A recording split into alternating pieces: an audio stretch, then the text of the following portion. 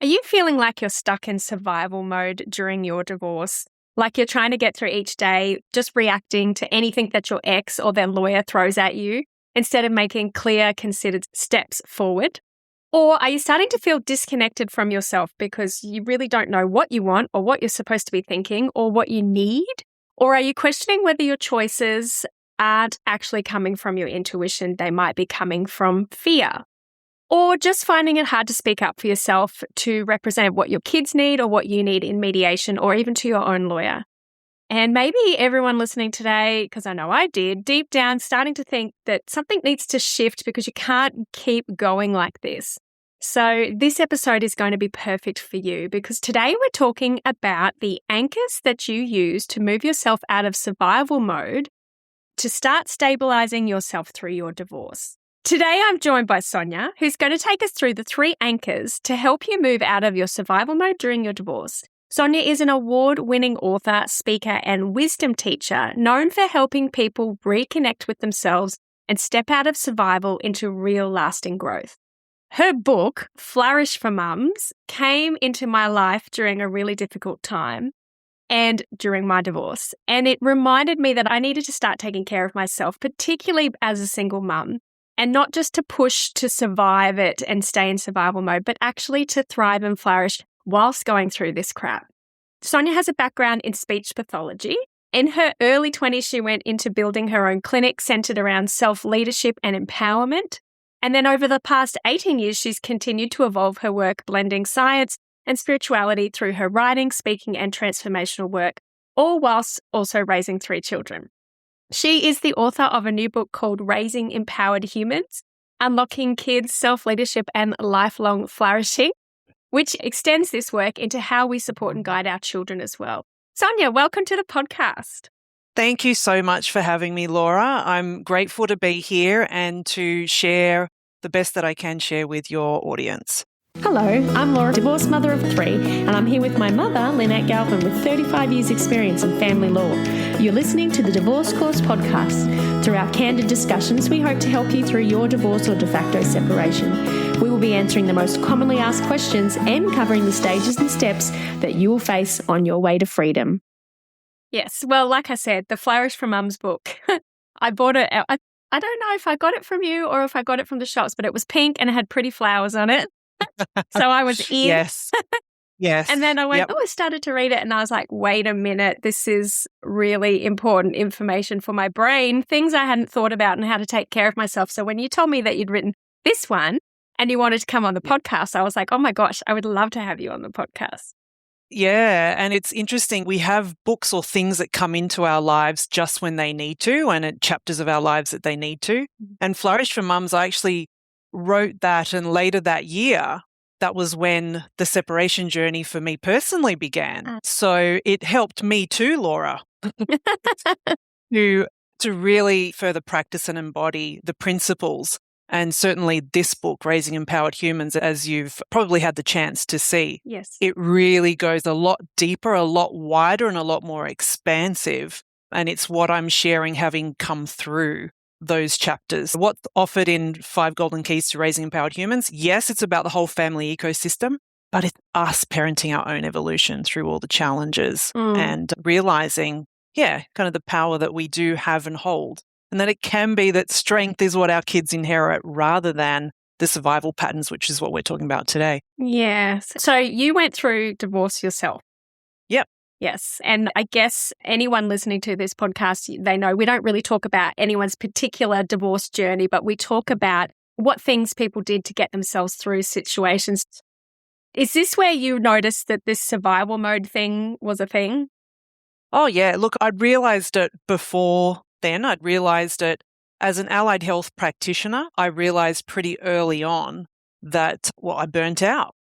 I just burnt out. I didn't have energetic boundaries. I was over-giving. I was over-identifying with my clients. I couldn't switch off. I wanted to help everyone a lot more than what the system would allow. And all of those things that we're never really taught, whether it's an allied health practitioner and then later in motherhood, there was a whole other new identity shift. And again, it's those layers. Where am I at physically, mentally, emotionally, spiritually? And there was an exhaustion that occurred in that time.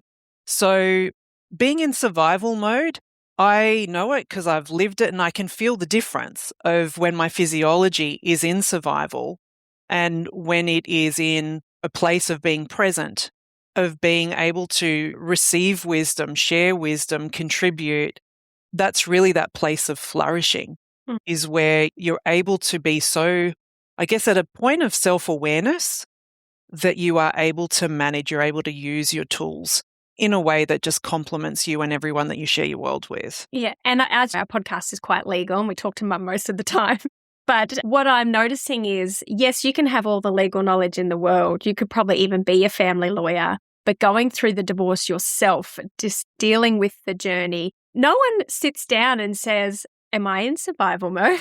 Am I making these decisions from the right place? And I'm really noticing that it's the mindset and the way you're thinking that can really affect your outcome of your case, even more so than you knowing what the law is in some ways. 100%. Yeah. And you're absolutely right. And what I found, Laura, personally with others who I've worked with, is you discover pretty quickly that when you're kind of in the thick of it all, a lot can feel quite transactional. It's like a very transactional model.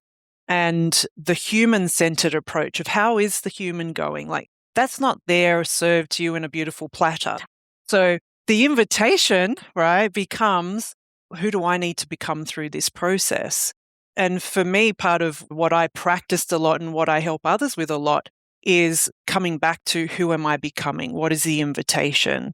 And to bring the humanness back into, I guess, systems and models that are very much about practicality and legality and all those things. Yeah. Where you feel more disconnected from yourself and you start to change what your norm is. Like it feels normal to be exhausted. It feels, and no, it's not. And you need someone to say, actually, no. Yeah, actually, you doing all of those things and not having any sleep and trying to make lifelong decisions, not probably the best way to do it. So let's just quickly talk about what is survival mode. And we're not shaming anyone listening today because I guarantee you pretty much 95% of our listeners are probably in survival mode as we speak. Yeah. What does survival mode look like? So a lot of us know survival mode as flight mode, fly, fright, freeze, all of those things. So survival mode is literally when our body, our whole physiology is feeling tired, is feeling foggy, is feeling like it's hard to make decisions, is feeling fear, is literally, it's your body's mechanism of staying alive. And so when you have flicked that switch in your body, I'm in survival mode, all your body then is focused on doing, as humans, we have survival mode for a reason, that's to keep us alive. So our body then is just saying, okay, how do we stay safe? How do we stay safe? So one of the things that we're often experiencing is vulnerability. It is, well, I'm not safe, so I don't know if I should make this decision. So it's a lot of second guessing. It's a lot of, and because survival mode is actually a protective mechanism that is inbuilt in us so that if there's a lion, we can run away from it, right? It's a short-term fuel system, and that's what we don't understand. It's a short-term fuel system. It's meant to go, you got away from the lion. Did you get away from the lion? Yes, I did. Like that's what as humans, that's what we are designed for. We need that fuel system. We need adrenaline to kick in just to get us away from the lion, and then we recalibrate. So what a lot of us are doing and why we call it burnout, it's literally we're feeling frayed. We're feeling like we're at the edge because our system has been running on a fuel that is designed for a little burst, not for sustained use. Right. Does that make sense? Yeah. So and look, to be fair, a lot of listeners today go, I am probably running from a lion, metaphorically. And I guess that initial stage of leaving can really make you feel like that. But then when you get into the legal process, it is legal letters that are making you feel like you're running away from a lion. And it's all those little things that are coming into you. So what happens to someone? You said it's burnout, but how can someone know if they're stuck in survival mode for too long and they need to get out of it? What kind of signs do they notice? There are so many signs, and we've already touched on them. And I feel like the overwhelm is one. Yeah. Right. That's a really big one. Yeah. You're feeling overwhelmed. You're feeling exhausted. You're feeling reactive. Like and we can all relate to that. Yeah. Feeling a bit snappy. You feel like you've lost yourself. You feel like you just don't have direction. You don't know where to go. You feel tension in your body. So you may not be sleeping well. You might find that you may not be eating well. Like your choices are not the best, right? Yes. So Yeah. it's all those little things. Your mind might be busy and looping. Yeah. And those same thoughts over and over. And you're like, I cannot stop my mind. Like it's all of those things. Yeah. Yeah. So the other thing that we'll see is our emotions. We've talked about being reactive, but it might feel like a real roller coaster. So all of those things we've talked about, they're those signs. Yeah. And it's very easy, even for an email coming in, or you're seeing an email and it's from your lawyer or it's from your ex or that can spark that little response of tension in the body and, oh my God, and holding your breath, right? All of those things. Yes.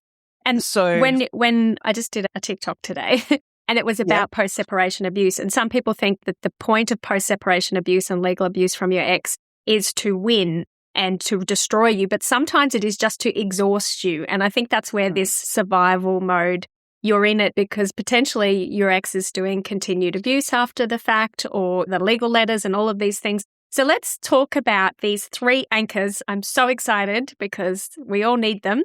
Tell us about the anchors. What do you mean by anchors, and why are they important to get you out of survival mode? Yeah. So look, anchors, they're basically their practices, their routines, their ritual to keep you grounded, to keep you present, and to keep you clear.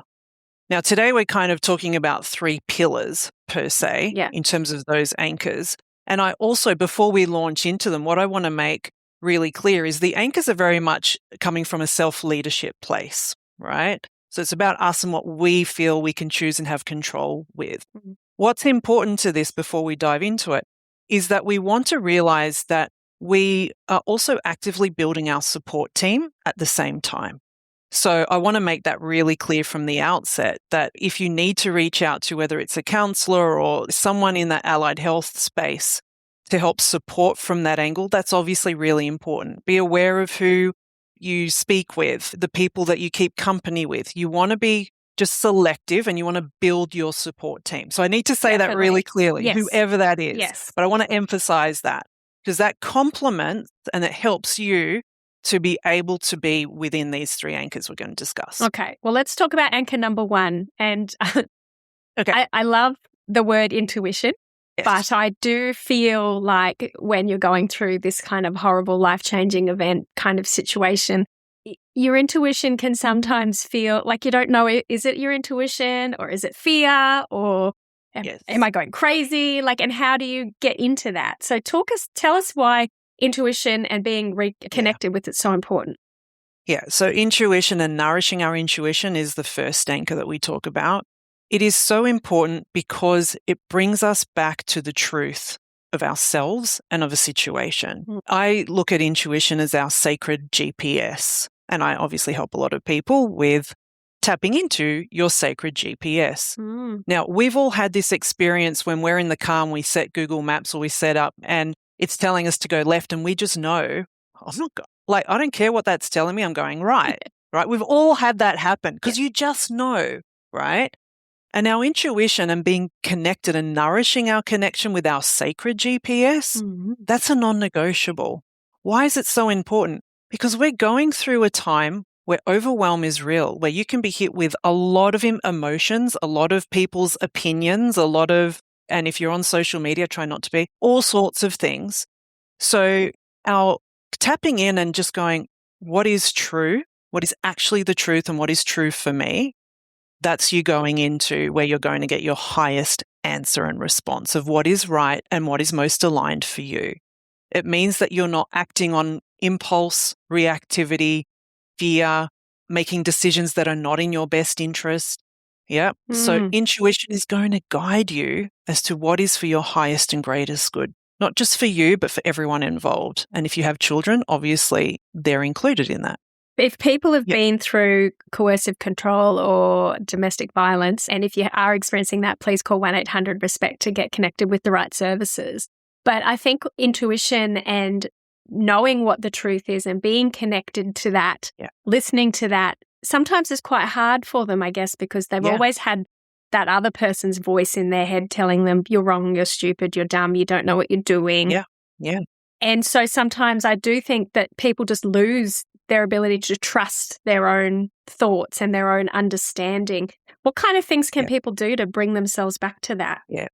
And I agree 100%. You lose trust in you. And that's when we say nourish intuition, that's what you start doing. Okay. Yeah. Yeah. Because you're nourishing, building trust within yourself and trusting within your own wisdom.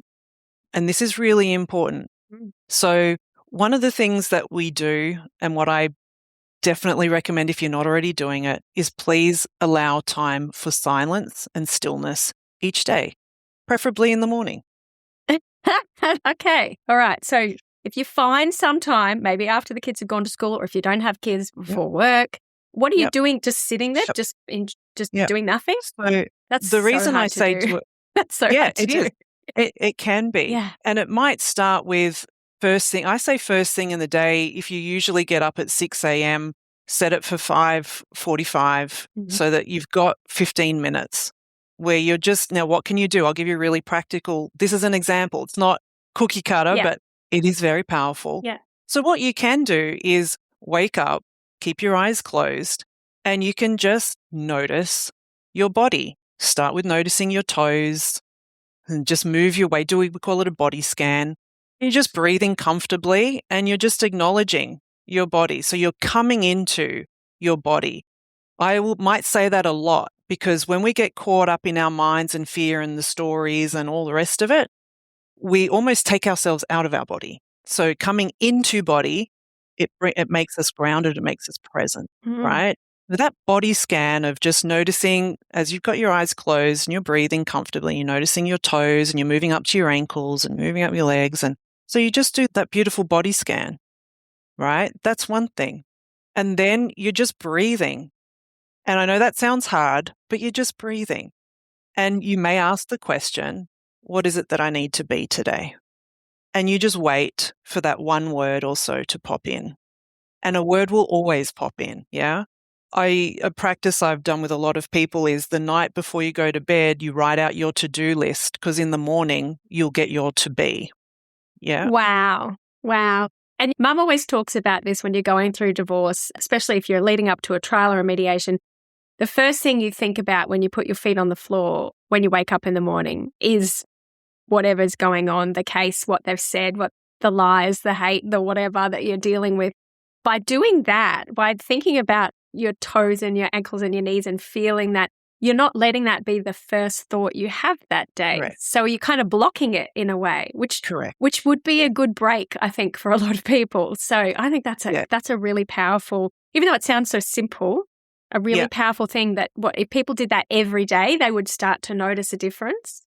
It is very powerful. Yeah. And our body is actually a very intelligent instrument and tool. And it's part of how our intuition speaks to us too.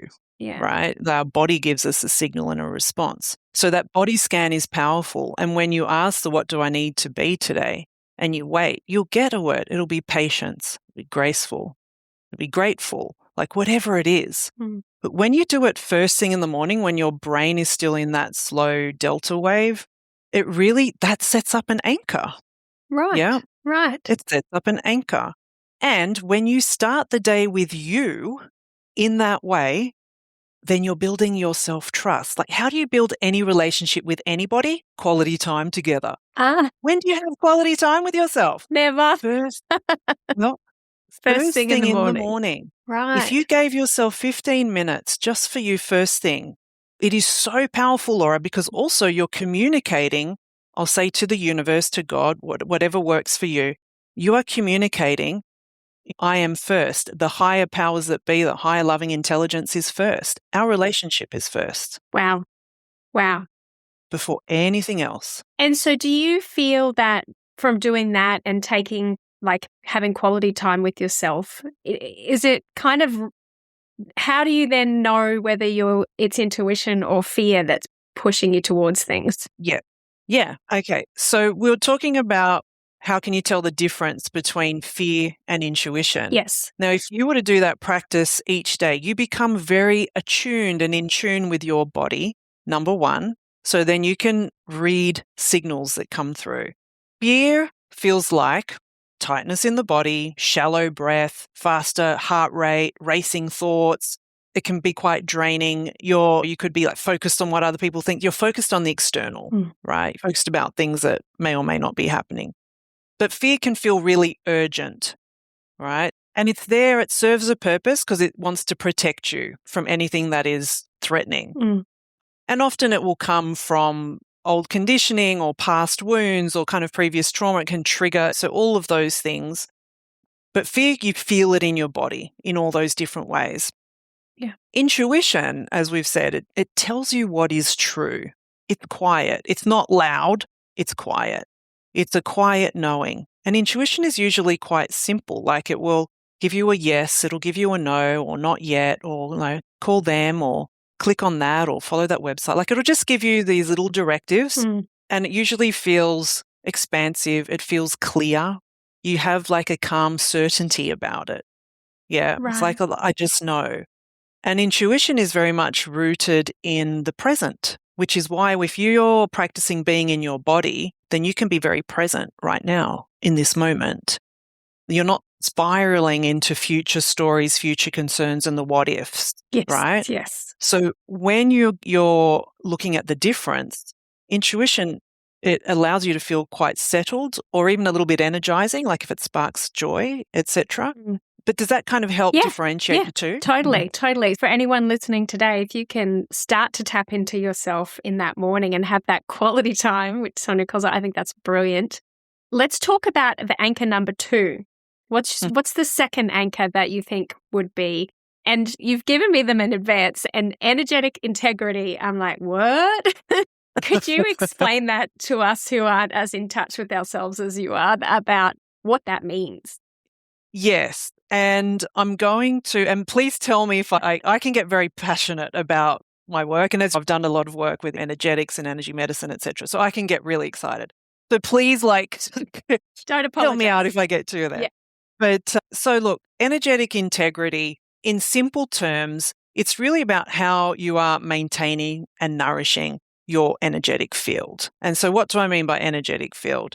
You can sense someone's presence. Like if someone comes into the house angry, they don't need to tell you they're angry. You feel it in their energy field, right?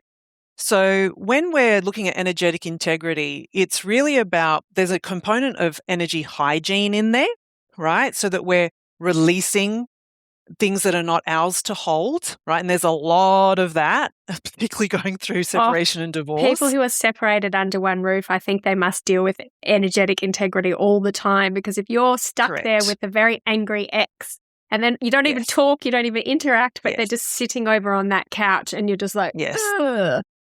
Yeah, you've got to really work on your energetic integrity. So how are you separating their energy from yours? How are you acknowledging what's yours to carry and what's theirs?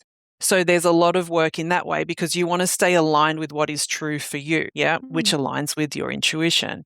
So when we talk about energy hygiene as part of this, or energetic hygiene, there are things that we've talked about like your diet and your food and your sleep and movement, like that's a big one, like all those kinds of things. But when we're practicing being in energetic integrity, it means that you're not overriding yourself. Do you know what I mean by that? You're not saying yes to something when you should be saying no. Oh, okay.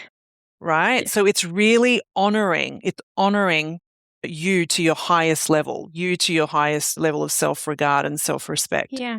So it's about you being at inner peace with yourself too. And you're at inner peace when you're aligned energetically. So, does that make sense? So is it it's about boundaries, but not just physical boundaries, but mental boundaries? So no, I don't need to deal with whatever that is that's going on over there. That's not mine to take on, so I'm going to let it go? Correct. That's a big part of it. Right. Yeah. It's about discerning what is mine and what is someone else's. Yeah. And it's about being really clear with yourself on that. Mm-hmm.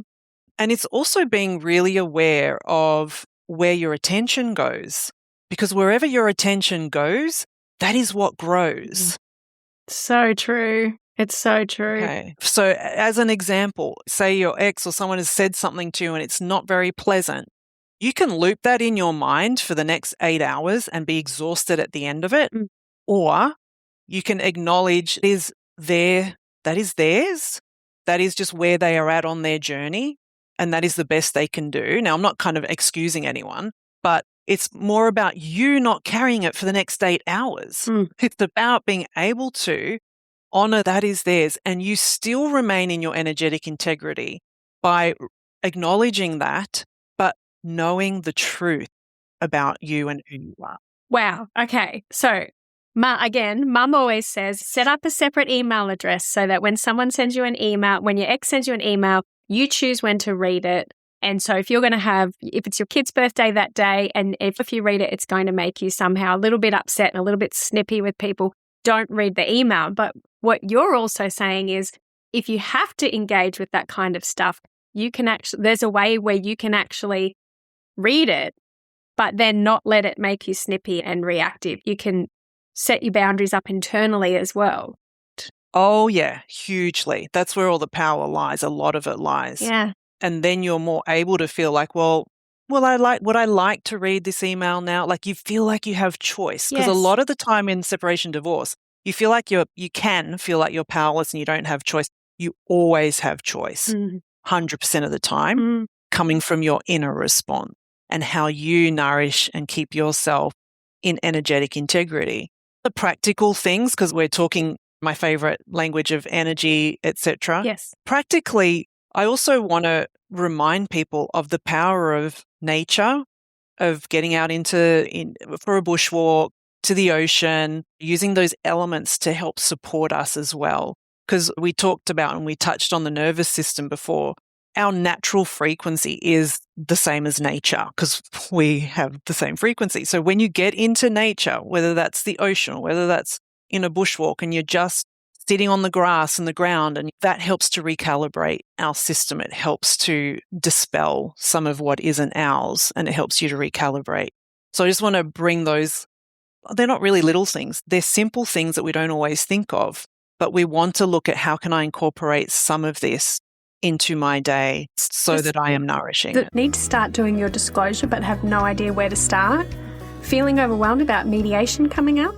Or just trying to deal with negotiating with a manipulative ex? Then you need to go to thedivorcecourse.com.au to go to the free resources section where you can get a mediation checklist, a disclosure checklist, a word salad, read a letter like a pro checklist, and also a before you go checklist. Get ahead of the game and be organised and ready, as this handy checklist, along with the accompanying episodes of the podcast, will be perfect for you. All you need to do is go to thedivorcecourse.com.au and go to the free resource section and download the free checklists today.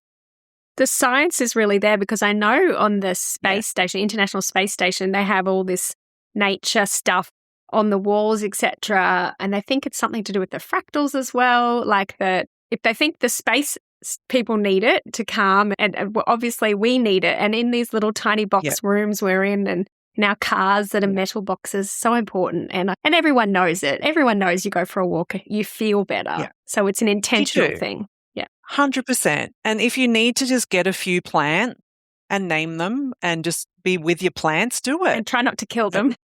But that's true. It's powerful. Yeah. Yes. Like it's these little things are powerful. And I mean, I mentioned some of this stuff in the book, Laura. I don't know if you've got there yet, but I talk about how I might set an intention before I step in the shower, and the intention of the purpose of the water. Like we have so many opportunities in our day to day that can really help us to retain being in energetic integrity.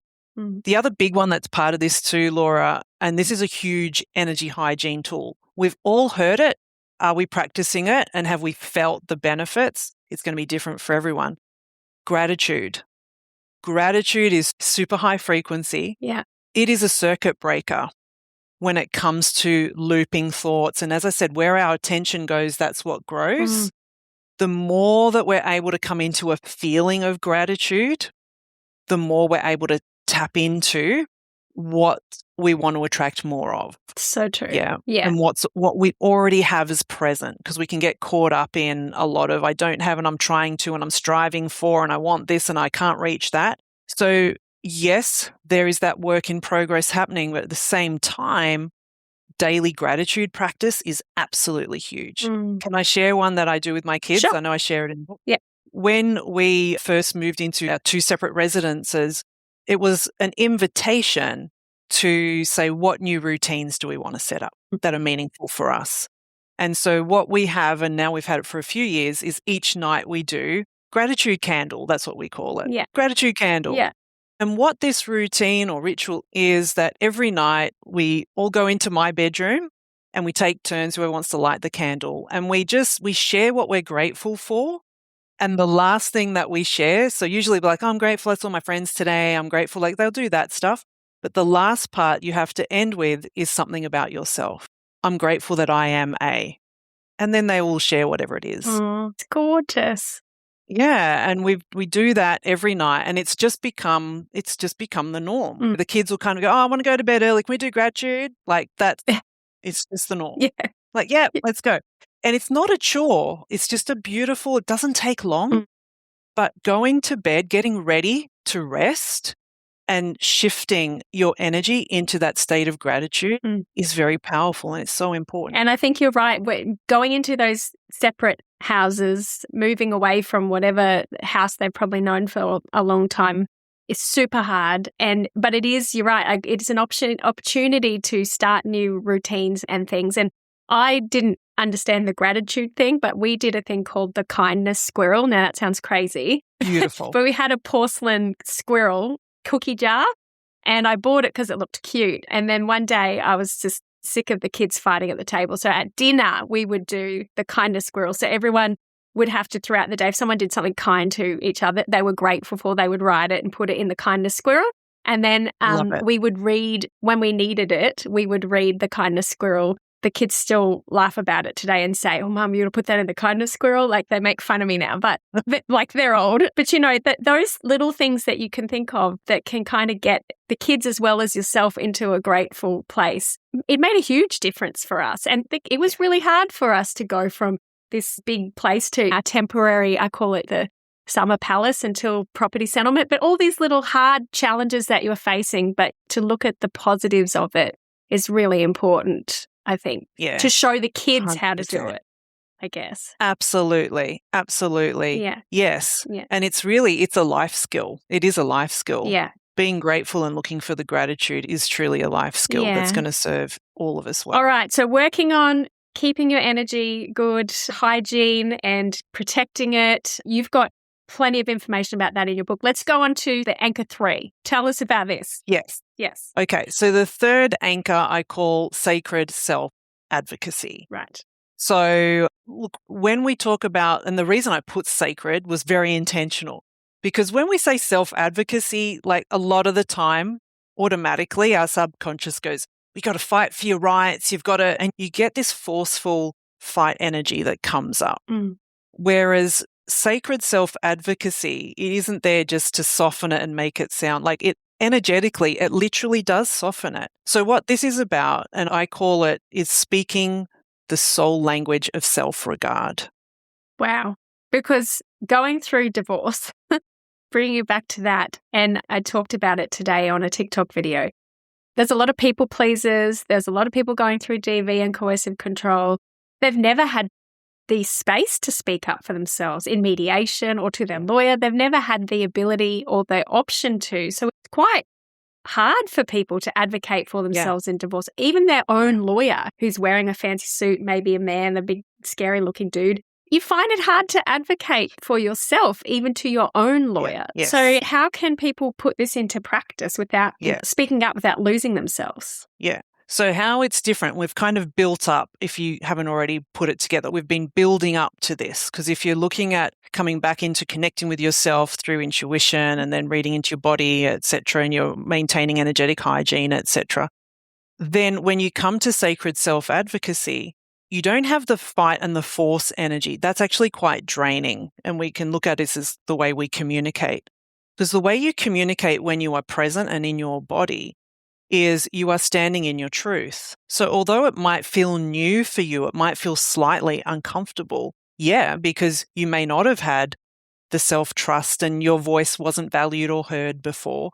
So where we come to is practicing being And when I mean being, communicating clearly, respectfully, and factually.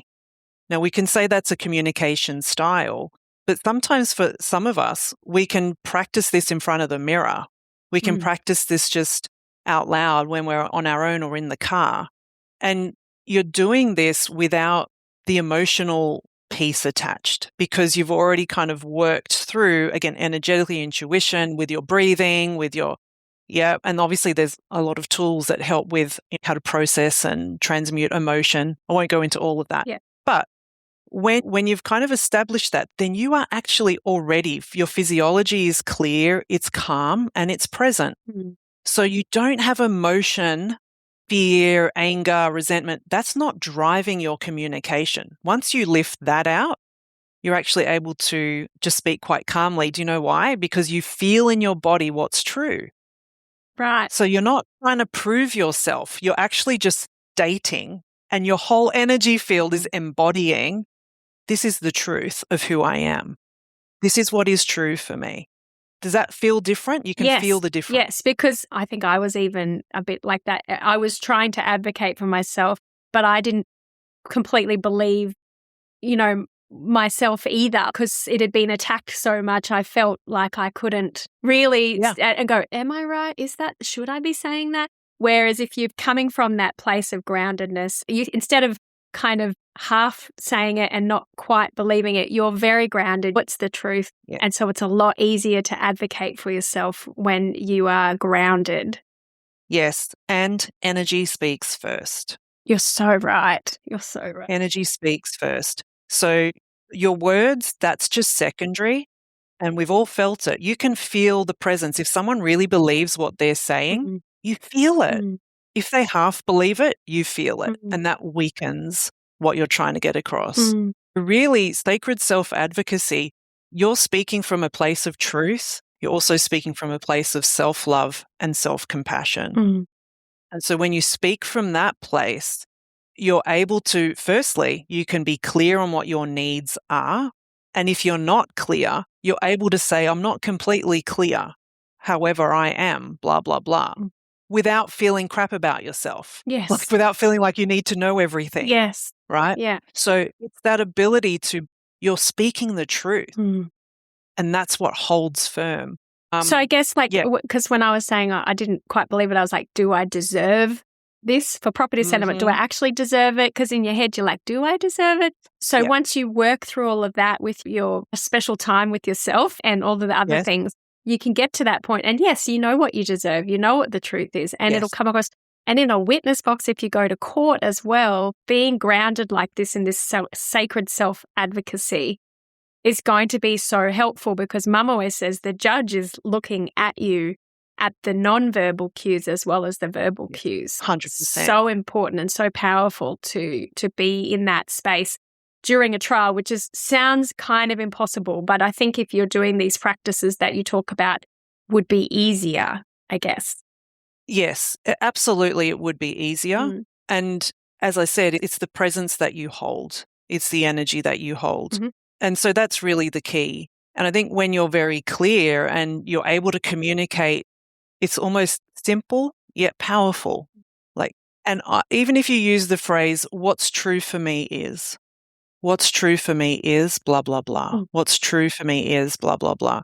It then just brings you back to center, brings you back to truth. Yeah. So I feel like there's ways that we can, if we haven't been used to our voice being heard, if we're someone that's just agreed to keep the peace, if we've done all those things and you can acknowledge these are the patterns I've done to survive. And for a lot of women and men, that's literally what they're doing, right? Acknowledge that they were the patterns. Be grateful for those patterns because they've helped protect you. And now look at, where do I grow from here? Right. Wow. Where do I grow from here? And this is where even speaking out loud and just things like even singing out loud and just using your voice and being used to feeling it and having it move through you, it all helps. It helps to kind of unblock that energy center. Yeah. It helps to move things through. Yeah. And you're not then hearing yourself for the first time when you're in court because you've done that at home, you've said in front of the mirror, and you're not performing. It's very important. People don't get caught up with, I've got to perform this. There's no performance because you're literally speaking from your heart and soul. This is what's true for me. Right. So we've touched on some things that people can do throughout this whole thing, but can you just give us some other daily examples of things that if anyone's listening today and goes, oh, okay, I'm going to try this. And look, I'm just going to put it out there, guys. I was very anti-vision board. I was very anti-meditation. I can't even sit still for 5 minutes, let alone 15. But I started to do some of the things through reading Flourish for Mums and thinking and being told by other people, Laura, you need to slow down. You need to get out of survival mode. You need to start being in your own body. I was like, well, that sounds crazy. But it really did. It has helped. And these little things may sound stupid, but it's the equivalent of a doctor saying to you, eat healthy, have good sleep. These kind of things so important. Sonia, can you give us some practical things people could be trying? Yeah. Yes. And what I am going to say is have fun and laugh as well and make that part of your routine. Yeah. So I'll start with the fun stuff. I mean, it's all fun, but the funner stuff. But, laughter, quite honestly, it's a high frequency thing. It can be a circuit breaker.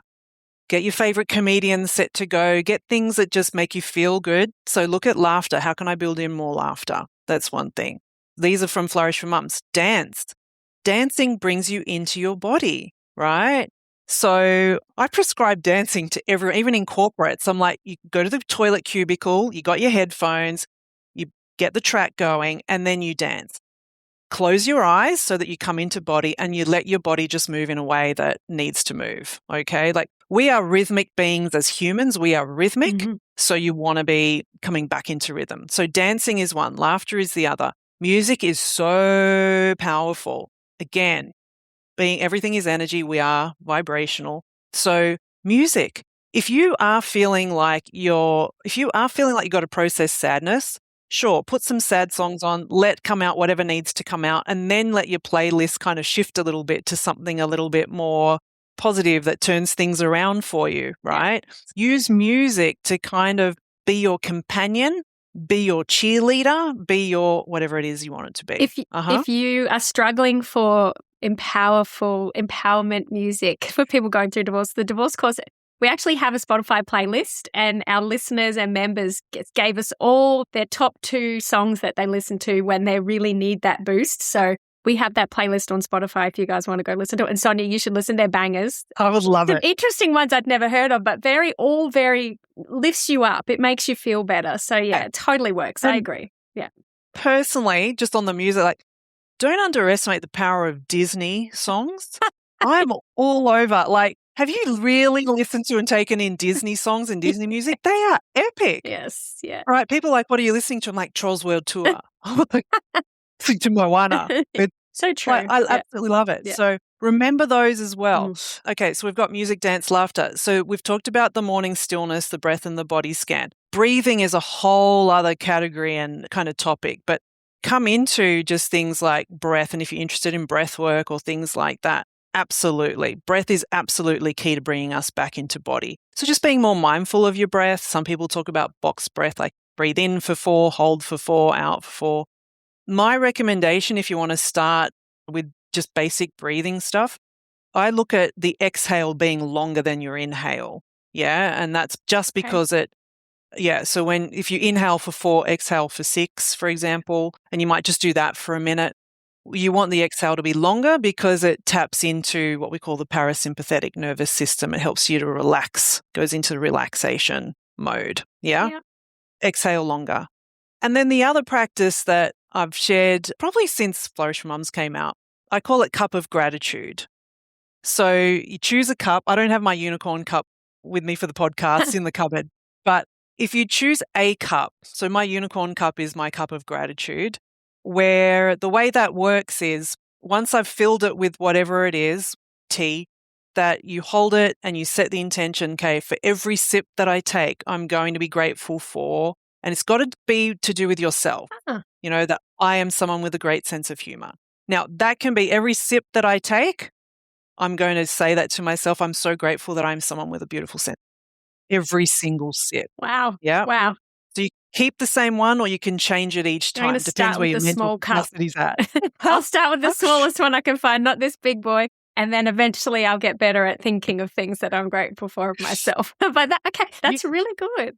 Yeah. Yeah, it's so powerful. But as I said, it's gratitude. It just flicks up as the highest frequency circuit breaker. And you start to really build a beautiful relationship with yourself that is all part of the invitation of this process that can be really hard when you've got major life changes. Yes. Yes. Now, So okay. as I say, we're with ourselves 24/7. So you want to have fun with yourself along the way. True. That's so true. All right. Okay. So there's some of the things people can do. And I'm very mindful that we're running out of time. But I just wanted to touch on your roots metaphor. Yes. Because we always do, what do you want to embroider on a cushion? But I think your roots metaphor is pretty much what we would embroider on a cushion. Could you explain what your roots metaphor is and why people should be holding on to this while they're trying these little practices that will build up over time to help them in their divorce journey? Yeah, absolutely. So like my metaphor is, well, it's not mine, but the metaphor I share is the deeper the roots, the taller we grow. And really, the deeper our roots, that's looking at the foundation of who we are and what we're made of, the truth, right? And that's what speaks before anything else. So when we focus on really our inner foundations and strengthening that and deepening the roots of who we are and the relationship we have with ourselves, that allows us to, yes, move out of survival mode. It puts us back into the driver's seat of life. And then we can grow branches that then become us living a life that is flourishing. That deep root metaphor and really coming into that inner foundation and the strength of it, it means we can grow as tall as we choose and want to grow in our lives. And I'd use invitation a lot, but in our life's challenges, there are always invitations. And divorce, that's the intensive module in life where on the daily, we get many, many invitations where we can really step into choosing growth, choosing ourselves gracefully, choosing to self-lead ourselves with self-compassion, forgiveness, all those things. I like how you say when you've got those challenges or those crappy things that happen, you've changed it into, it's not a crappy thing, it's an invitation. It's an invitation for growth. And yes, I think when it comes to those roots growing deep, and some people say to me, Laura, why haven't I gotten better yet? I'm trying to do all these things, but I'm still failing. You've got to think of like seeds. They don't put the stuff out of the soil before they've grown those roots. So you might not see the changes straight away, but eventually that the work is happening. You just can't see it if you keep trying. Yeah, and the seed is planted in darkness. Yeah. So a seed cannot see the light yet necessarily, but it knows that the light exists. It knows it's what it's growing toward, and it's preparing itself, right? It's preparing itself to grow and to flourish. Yeah, so I feel like that is the big invitation through challenges of divorce, is always coming back to, who is this helping me become? Wow. Thank you, Sonia. I think that's so powerful and so helpful to people. And I feel lighter. I feel actually lighter. Good. So I hope people listening today are feeling a little lighter. Okay. And last thing, if someone's listening today going, all right, I'm going to try this stuff. I'm going to set this for me, and I'm going to spend some me time fixing, helping myself, taking this invitation to grow. What's the one thing they should start? What would you say? One thing that they could do today to start? I would go back to, depending on the time of day, but that morning time, that sacred time with self, that is definitely the starting point. Okay. If you're listening to this at a different time of day, choose a cup in your cupboard, make it a cup of gratitude, have one at work, have one at home. No one has to know. And do that. And start there. Brilliant. Yeah. All right. And also, we haven't been able to talk about kids too much, but you be setting that example for your children as you go through this. If you're interested 100%. in learning more, you can get Sonia's book, Raising Empowered Humans. And can they still get Flourish from Mums as well? Of course. Yes. Yeah. Amazon, so it's global delivery, etc. Perfect. Yeah. So go and get yourself, and you were signing these the other day, weren't you, was it one of the bookshops? I was in Perth. Yeah. I was in Perth, and anyone in Australia, if you're wanting to have a signed copy, happy to have you just do that through my website. Yeah, absolutely. Awesome. Absolutely. Well, I can't thank you enough, Sonia, for coming on. I know this is going to help people listening today. If it has helped you, or if you're going to try something, let us know in the comments. If you've read her book or you're going to, let us know in the comments as well. And where can people find you, Sonia, if they want to work with you? Yeah, my website, soniabestulic.com.au. Mm-hmm. That is the easiest place. And I love connecting with people on LinkedIn. If you're on there, feel free. Perfect. All right. Well, thank you so much for your time today, Sonia, and hopefully we'll get you on again.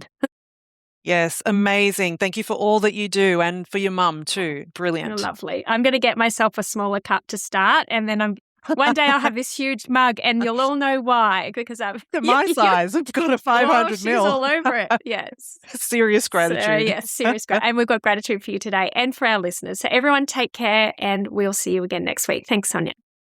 Bye. If you found this podcast helpful, we'd love it if you could rate, review, and subscribe. By doing so, you are spreading the word to help someone else just like you.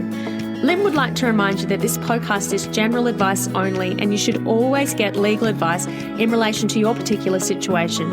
And remember that the Australian laws may have changed since recording. Este Día del Padre, encuentra algo especial para papá en The Home Depot. Corónalo como el maestro de la parrilla, con un asador nuevo y accesorios para preparar todo tipo de platillos, como el asador Next Grill de 5 quemadores por $299 para convertir esas comidas de domingo en una nueva tradición familiar. O si lo que buscas es pasar más tiempo juntos, aprovecha los ahorros en herramientas. Así construyen más que grandes recuerdos. Este Día del Padre, hagan más juntos con precios bajos garantizados en The Home Depot. Aplican exclusiones. Visita homedepot.com/price match para más detalles.